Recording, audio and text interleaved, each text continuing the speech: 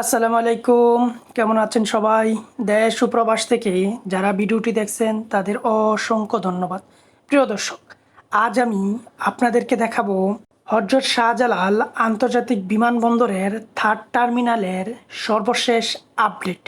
তো আমার চ্যানেলে যারা নতুন এখনও সাবস্ক্রাইব করেননি তারা আমার চ্যানেলটি এখনই সাবস্ক্রাইব করে দিন। তো চলুন দেখা যাক। হযরত শাহজালাল আন্তর্জাতিক বিমানবন্দরের নবনির্মিত এবং বহু প্রতীক্ষিত থার্ড টার্মিনাল চালুর ক্ষেত্রে থাকা দীর্ঘদিনের নীতিগত ও কৌশলগত জটিলতা অবশেষে অবসান হতে যাচ্ছে। এই সর্বাধুনিক মেগা টার্মিনালের সুনির্দিষ্ট পরিচালনায় বিডিআর থেকে অর্জিত আয়ের রাজস্ব বণ্টন ব্যবস্থা নিয়ে জাপানের সাথে সরকারের যে বিরোধ ছিল তা অবশেষে তার চূড়ান্ত সমাধান হয়েছে। এই মেগা টার্মিনালটি পরিচালনার জন্য পাবলিক প্রাইভেট পার্টনারশিপ বা পিপিপি আওতায় আগামী 15 বছরের জন্য জাপানি প্রতিষ্ঠানের হাতে দায়িত্ব তুলে দেওয়া হয়েছে। তবে এই চুক্তির সবচেয়ে আলোচনা ও গুরুত্বপূর্ণ দিকটি হচ্ছে বিশাল আয় ভাগাভাগি সমীকরণ। চুক্তি অনুযায়ী থার্ড টার্মিনাল পরিচালনার বিপরীতে অর্জিত আয়ের বেশিরভাগই অর্থাৎ 73% সরাসরি পাবে জাপানি কনসোর্টিয়াম, আর বাংলাদেশের ভাগে থাকবে মাত্র 27%।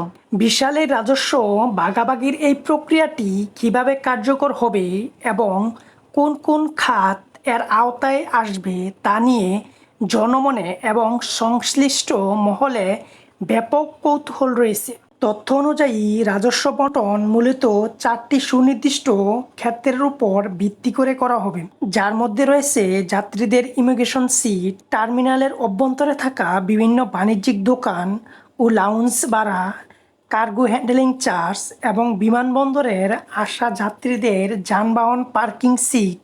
এই 4টি প্রধান এমেটিকেল বহির্ভূত যাত্রী সেবামূলক খাত থেকে আগামী 15 বছর ধরে যে বিপুল পরিমাণ অর্থ অর্জিত হবে তার 73% অর্থ সরাসরি চলে যাবে জাপানি প্রতিষ্ঠানের তহবিলে।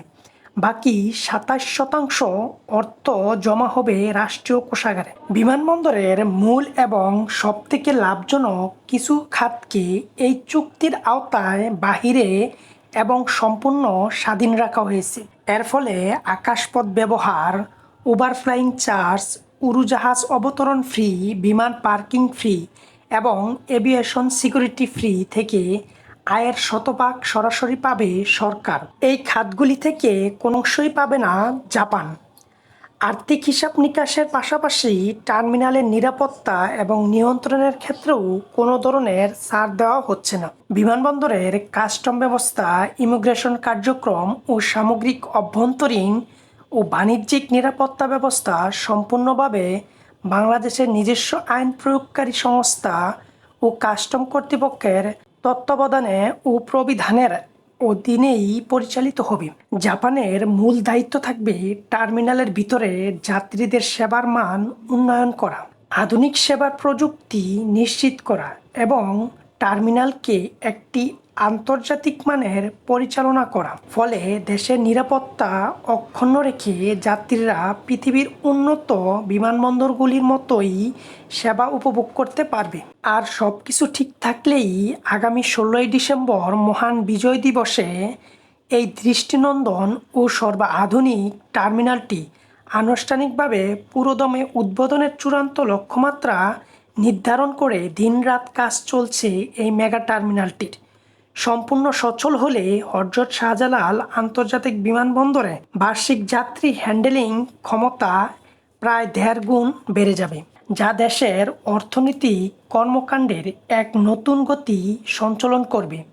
যদিও প্রথম 15 বছর আয়ের একটি বড় অংশ চুক্তি শর্ত অনুযায়ী বিদেশি অংশীদারদের দিতে হবে, তবে এর ফলে বিমানবন্দরে ঠিক আন্তর্জাতিক রেটিং বৃদ্ধি, নতুন বিদেশি এয়ারলাইন্স আগমন এবং কার্গো পরিবহনের বিশাল সম্প্রসারণের মাধ্যমে দেশের সামগ্রিক অর্থনীতিতে যে ইতিবাচক পরিবর্তন আসবে তা দেশের দীর্ঘমেয়াদী বাংলাদেশে বিশাল অর্থনৈতিক লভ্যাংশ এনে দিবে, ফলে আশা প্রকাশ করছে সংশ্লিষ্টরা। প্রিয় দর্শক, আমার এই ভিডিওটি আপনাদের কাছে কীরকম লাগলো তা অবশ্যই কমেন্টের মাধ্যমে জানাবেন। আর কে কীরকম ভিডিও চাচ্ছেন তাও কমেন্টের মাধ্যমে জানাবেন। তো আজ এই পর্যন্তই, আবারও দেখা হবে নতুন কোনো এক ভিডিওতে। সেই পর্যন্ত সবাই ভালো থাকবেন, সুস্থ থাকবেন। আল্লাহ হাফিজ। আসসালামু আলাইকুম।